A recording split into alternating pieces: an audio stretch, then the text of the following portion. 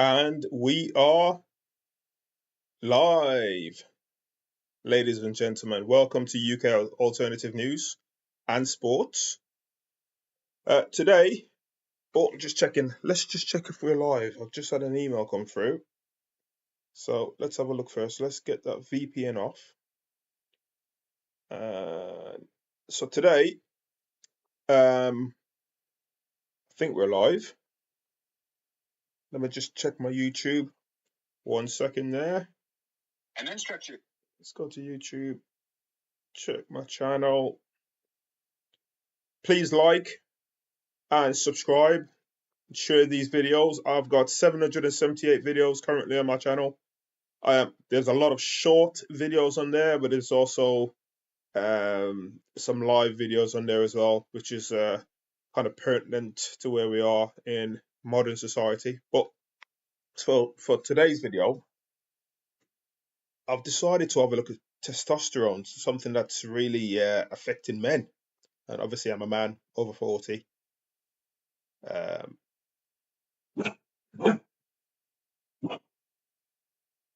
That's my dog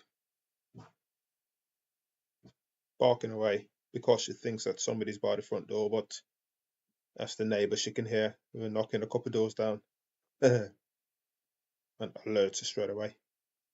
So, yeah, so for today, I said that we'll have a look at testosterone and testosterone issues and potential fixes. So I went to one of my favourite websites, which is globalresearch.ca. Excellent website. Not fans. Not sure about not fans. Excellent website. And I decided to have a look at 7 testosterone boosters that actually work backed by human trials. So, and this one stood out to me because you don't get many. It's usually quite political, but I think you don't. It's a lot of the articles that they have in Global Research. As I said, it's one of my favorite websites out there in terms of politics, geopolitics, and all these kind of things. But you don't really see a lot of health benefits and health articles attributed to this website. So that one stood out to me. Obviously, you get a lot of the COVID nonsense, the injectors, should we say. You get a lot of that, but you don't normally see fixes like 7 testosterone boosters. So obviously I clicked that one and it brought up to this. So we're just going to go through it. We're going to have a read of it. And it's actually not that one. It's not that page. When you click the link, it takes you to this page. And the website is thefocalpoints.com. And yep, 7 testosterone boosters that actually work backed by human trials. And underneath it, the subtitle is The Great Testosterone Decline. So let's have a quick read through. And this is an article by Nicholas Holscher, MPH. Not sure what MPH is. I suppose I've got to click it to find out. But I'm guessing he's one of these potentially contributors to Focal Points. Courageous discourse. I'm all about discourse. So yeah, the Great Testosterone Decline. So a 2025 systematic review meta regression by Santi et al. Covering 1,640,891 people, healthy men, if I got the number right, over a million men. 1,256 papers, 1,504 studies. From 1971 to 2024 found a significant negative trend in serum testosterone across the last 5 decades in all age groups. So what they're saying is testosterone since 1971, when they started, has dropped off a cliff. And I think that's emblematic, right, of what we see in culture, right? Yeah, that's emblematic of what we're seeing in society and civilization at the moment, where men back in the 40s, 50s, white men, black men, they're all pretty lean, yeah, and they're all pretty much in shape. And now you have a massive mixture more to the right, where men are not looking like they did, pre 1970, shall we say. There's a lot of obesity, a lot of man boobs, um, a lot of beer belly, a lot of pot belly. There's a lot more diseases, um, contribution, which is contributed by diet, drinking. I'm not against drinking, but drinking in moderation, obviously. But the main thing is not necessarily with drinking. You can fix that with, your liver tablets and all these kind of things. You can fix that to regenerate your liver. It's the sugar, the carbohydrates, the negative sugars, the oils, the seed oils, and all these kind of things that are actually causing people to have a lot of diseases and to keep the weight on. So yeah, going back to the article. So this study group is from 1971 to 2024. They found a significant drop off, and there's the line. There's the line from the 1970s. We had the testosterone. This is how to measure it. It was at 20 whatever that means, NMOL/L. Is that, so we said 22 and a half, and by from the 1970s, and by 2020 we're talking testosterone. If we have a straight line going across, we'll see that it's dropped to 15. That's a lot. That's a hell of a drop. So the more it goes, you'd say, the longer it goes on, you'd say, if the years goes on, obviously this is 2020, so we're talking 2024. The longer it goes on, and if you're judging it by trend, we're talking about it's just declining more and more. It's going to drop off a cliff when everybody's just become a beta male, basically. That's what we're seeing now. Men are not really men. They're soft, podgy. They don't get angry. They don't get upset. Psychologically weak, physically weak. They don't work out, and all these kind of things. And I don't work as much as I could. Definitely did one this morning. Felt really good after it. Actually, felt really good after lifting weights, and went in a punch bag for a nice session this morning. You can check out some of my heavy bag hitting on my website. If you just go through my videos, you can see that I do sometimes film myself hitting the heavy bag, and I give props to boxers because they are physically very fit. Cardio's got to be on point. I mean, wow. To throw hands, to keep hitting those heavy bags, to keep boxing, you need a lot of strength. And it also builds testosterone, actually. But anyway, back to the article. So we're saying that testosterone has declined massively. It's a sharp decline.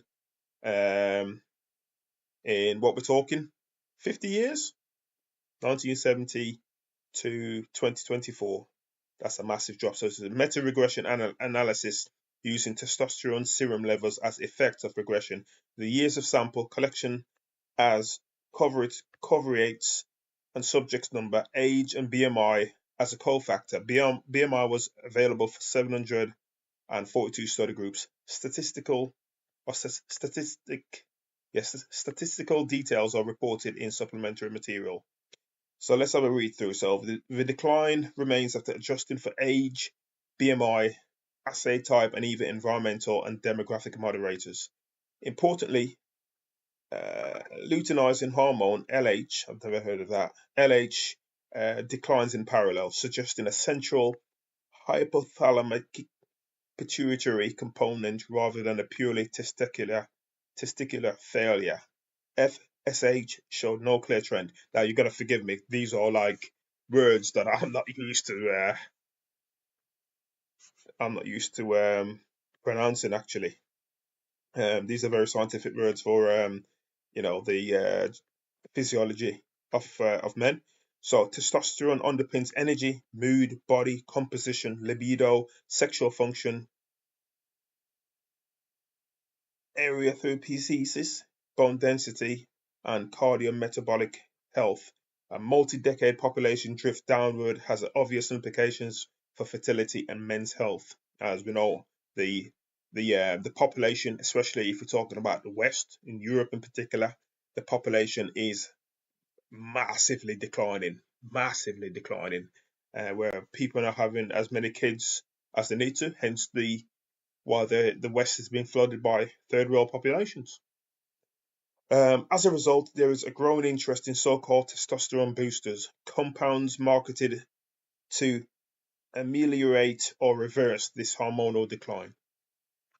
What testosterone boosters actually raise serum total testosterone? So we're looking at what can actually help boost it now. So Mogado, again, let's open some of these hyperlinks because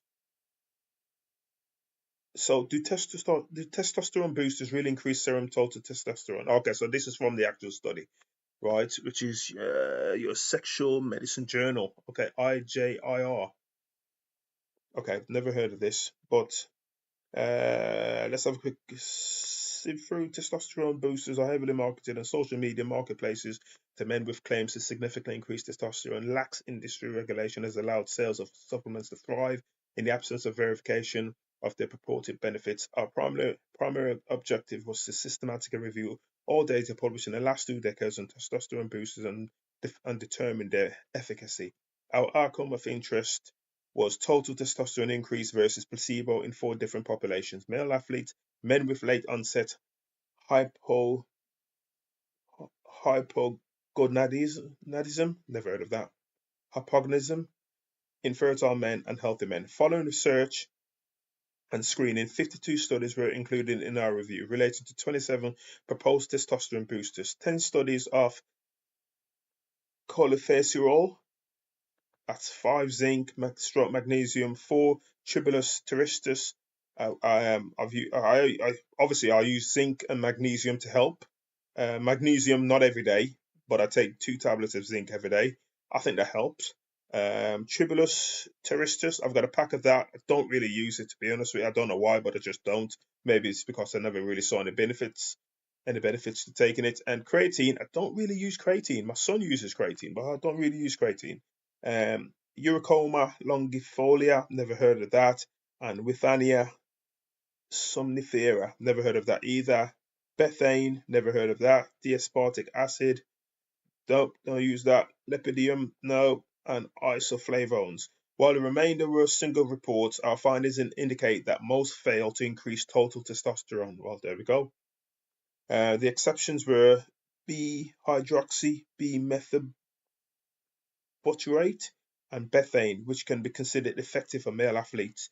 Uricoma longifolia, a blend of Punica grantium fruit rind and Theobroma cacao seeds extracts, tesnol, and purified shilajit. I have used shilajit in the past.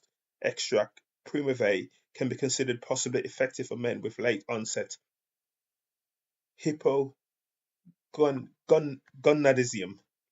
Uricoma longifolia and Withania sonifera possibly effective for healthy men, and a non-hormonal aromast inhibitor possibly effective for male athletes. Okay, so the higher your cardiovascular, or the better your cardiovascular, the different supplements I'm guessing that you probably should be using, judging by this. Well, that's the abstract. You got to pay for the rest, apparently. So let's go back to the article. But that's interesting, isn't it? That a lot of the things that they were saying,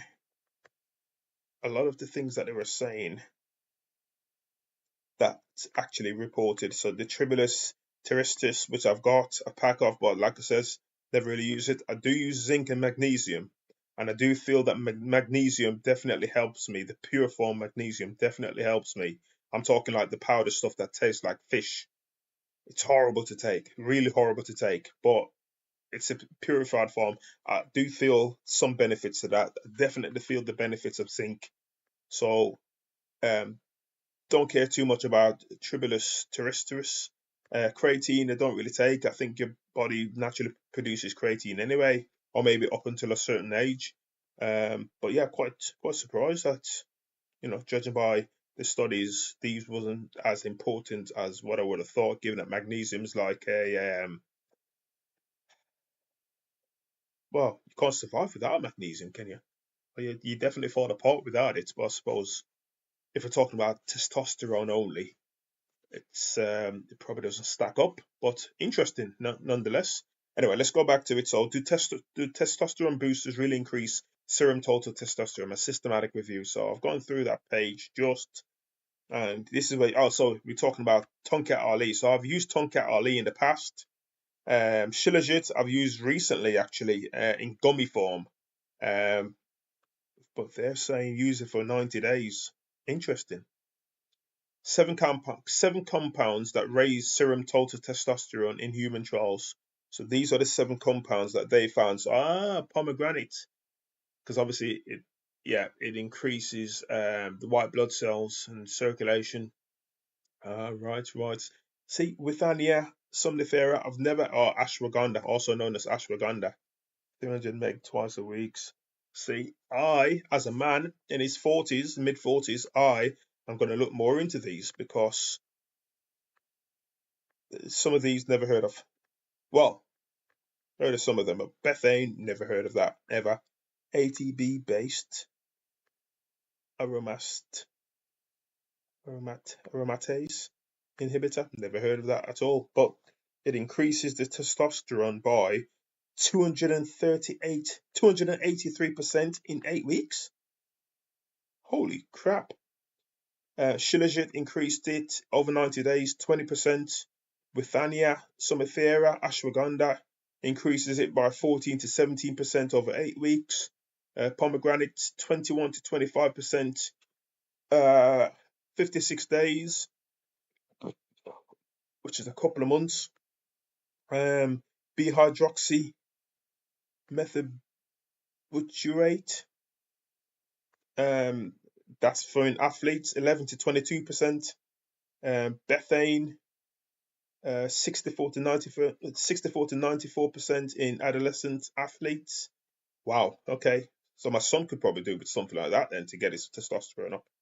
Tonkat Ali, 600 meg per day for 2 weeks, 10 to 15%. So we know that the studies are out already in Tonkat Ali. I've seen some stuff on that. But I shall be checking out Bethane for my son, and I'll be checking out this ATD based aromatase inhibitor. I'll be checking that out to see what that does. I mean, wow. Holy crap. 283% testosterone boost in 8 weeks? Be like Arnold Schwarzenegger. So effective hydro needs replication. Tonkat Ali. So it says needs replication. So I'm taking that you have to continuously take it to continuously see the benefits. So Tonkat Ali root extract, possibly effective for healthy men and those with late onset. Again, I'm going to butcher this. Hypogonadism. Right? I don't even know what that is. I can't even select it to. There we are. Let's look up what this word means. So let's search Google for that. See what it means. Male hypogonadism is a condition in which the body doesn't make enough of the hormone testosterone or enough sperm or both. Gotcha. Okay, plays the key role. Right, okay. Difficulty getting and keeping an erection called erectile dysfunction. Problems having children called infertility. Less hair growth on the face and body. Less muscle mass. Growth of breast tissue called gynecomastia. Loss of bone mass called osteoporosis. Right. Interesting. See, this is an interesting paper. So I'm glad I went to Global Research today, actually, folks. This is an interesting one. So, yeah, I shall be, as a man, like I said, in his mid-40s, I'll be checking this out, or nearly my mid-40s. I'll be checking some of these out. Ashwagandha root extract, possibly effective for healthy men. 14 to 17% testosterone increase after 8 weeks. So this is what you're really after. You're after how long you got to take it before you actually see an increase. Because obviously your body's got to get used to it. It's got to stay in your body, and it's got to be an over and over again thing. But Shilajit's good. I've had good effects from Shilajit. Possibly effective in healthy middle-aged men. Yeah, that Shilajit is good stuff. If you can get it in its pure form, which is like tar. possibly effective in healthy middle-aged men. 20% testosterone increase after 90 days. Yeah. Pomegranate and cacao mix. See, I've used cacao mix before, but I've not used pomegranate. That's interesting. Possibly effective in men with LOH. Forgot what LOH is. What's LOH again, folks? 21 to 25% testosterone increase after 56 days. Aromatase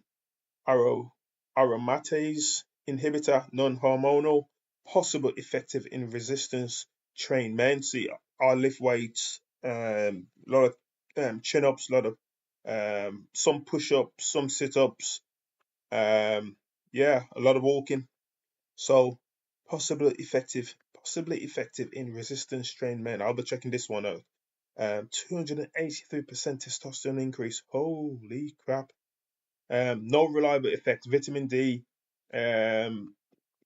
which is like a hormone. No overall use correcting frank deficiency. No effect in replete athletes. Zinc and magnesium largely null for testosterone. One zinc only arm showed free testosterone, but no total change. Tribulus terrestris mixed, mostly null across healthy athletes. Infertile and low groups. Creatine no consistent effect on testosterone despite ergogenic benefits. Which obviously your body creates creatine anyway, but after a while, after a certain age, your body stops creating as much creatine, so you have to supplement with it. It's obviously an amino acid. B-alanine, never heard of that. B-alanine or alanine, no testosterone change. D-aspartic acid, transient rise week 1, lost by week 4. Oh wow. Lepidum mayani, maca root, no testosterone effect. Okay, maca root, no testosterone. See, I take maca root, and I feel that my libido increases if I take one more than the recommended dose of maca root, which obviously is good for energy, and well, obviously it's a natural effect, not just stimulant. Maca root. Oh wow, okay. So no testosterone effect. Isoflavones, isoflavones, no or slightly negative trend. Oh wow, okay.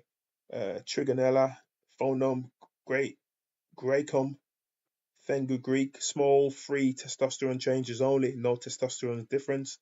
Arginine, no effect in testosterone. L-carnitine, no effect in testosterone. Again, I apologize, I'm butchering these, but you try. You try the next one coming up. Not affecting testosterone, some sperm motility improvement only. Oh God. Dihydroepiandrosterone, variable free but no consistent testosterone gain. Coenzyme Q10, no change in testosterone. Lipoic acid, no effect on testosterone. Virgin argan oil, extra virgin olive oil, methodological uses, no significant increase. Methodological uses, that's interesting. Jingu Shenki pill, single arm, no placebo, unclear effect. Calcium gluconate and plus exercise, authors claim positive but no additive testosterone effect versus exercise alone. Conclusion: out of the 28 total compounds, only 2, HMB and betaine, consistently increased serum total testosterone in placebo-controlled human trials.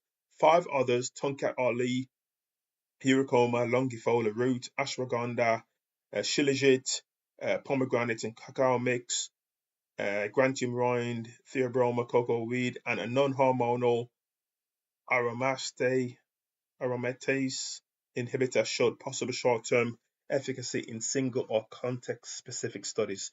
The remaining 21 boosters, including vitamin D, tribulus, ZMA, creatine, fenugreek, maca, and DA, failed to reliably raise testosterone in nutrient-sufficient adults. Oh, this is important. In nutrient-sufficient adults, but may benefit those who are deficient. There we go.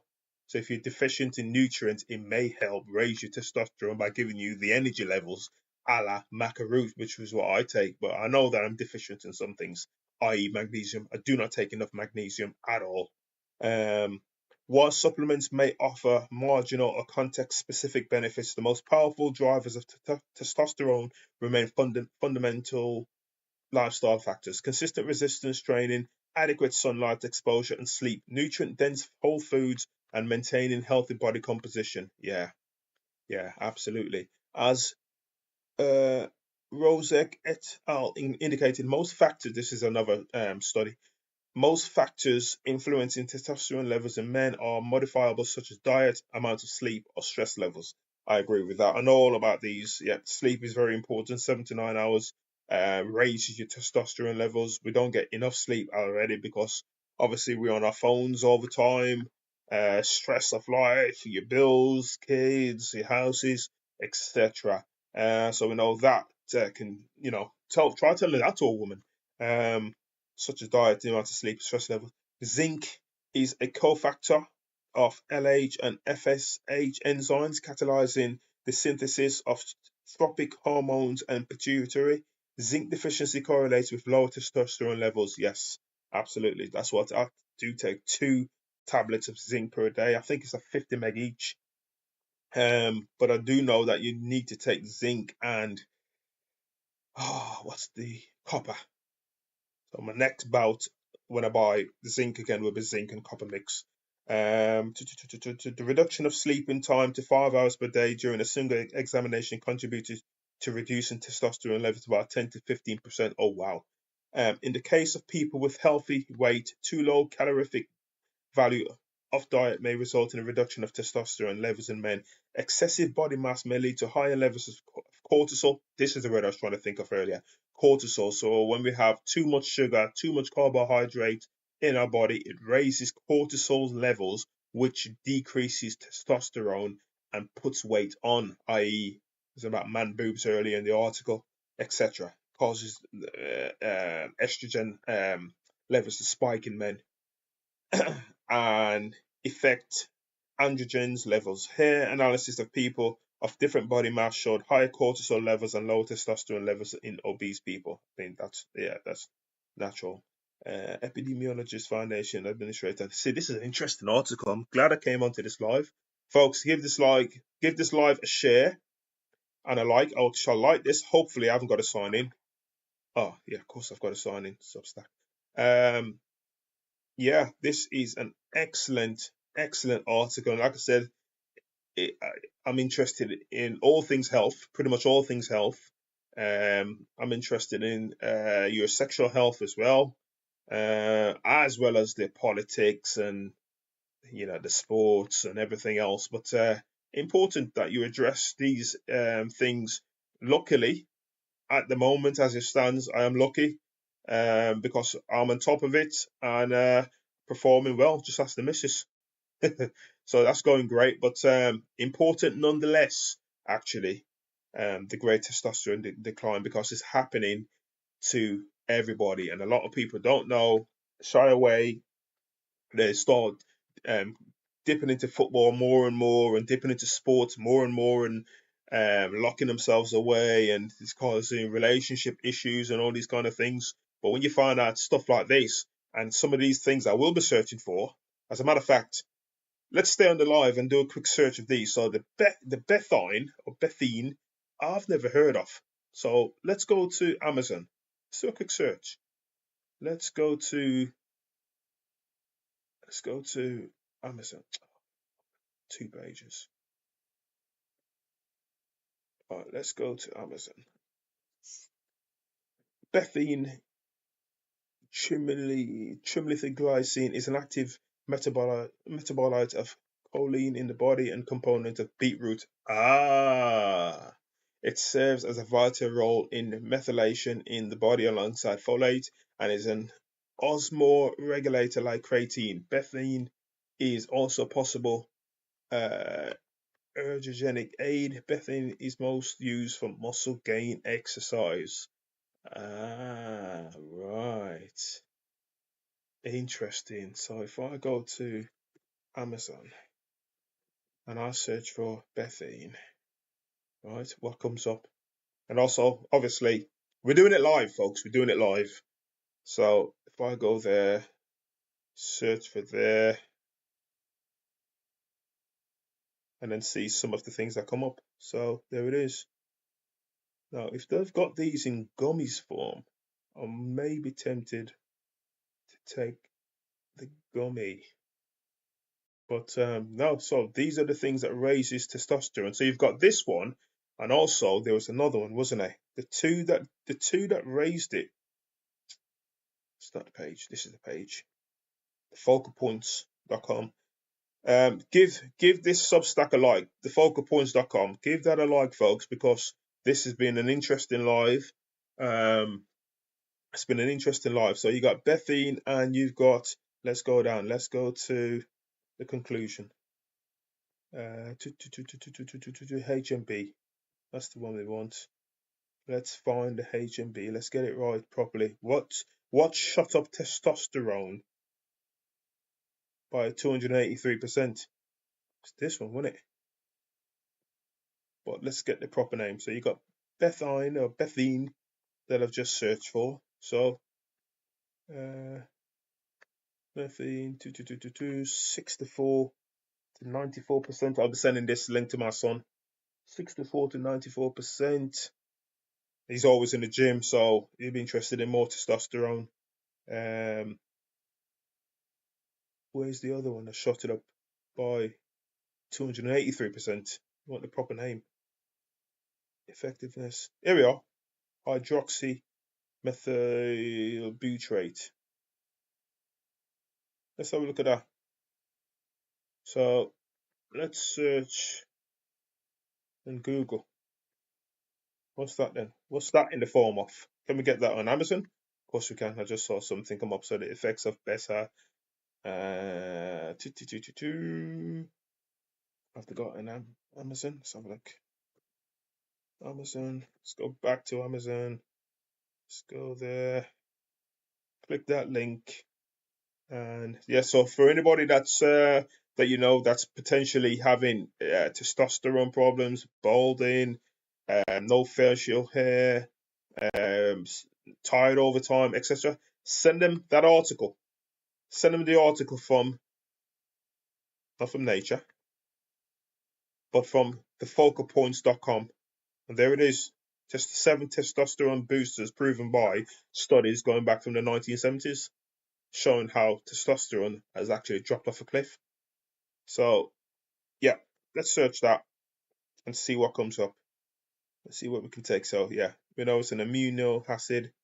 So we want the cleanest, purest part. So we've got to take that for around about 8 weeks before we start seeing.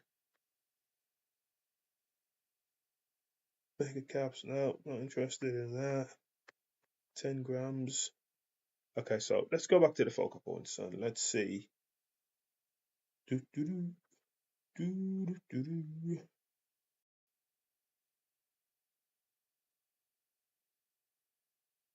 do, do. 8 weeks. You're going to take that for 8 weeks. 2 to 14 weeks for the betaine and 8 weeks for, I can never pronounce it, hydroxybutyrate. 8 weeks for this, 2 to 14 weeks for the betaine or betaine. So I'll be purchasing one of these. So in a minute, I'm going to tell one of these. I'm going to tell my son about these because he, like I said, he's interested in the gym. Actually went to the gym earlier. I saw him earlier. Went to the gym earlier. Then went back to his 6th form. So he's doing well. Oh, they got the liquid version. That's interesting. Obviously, that will go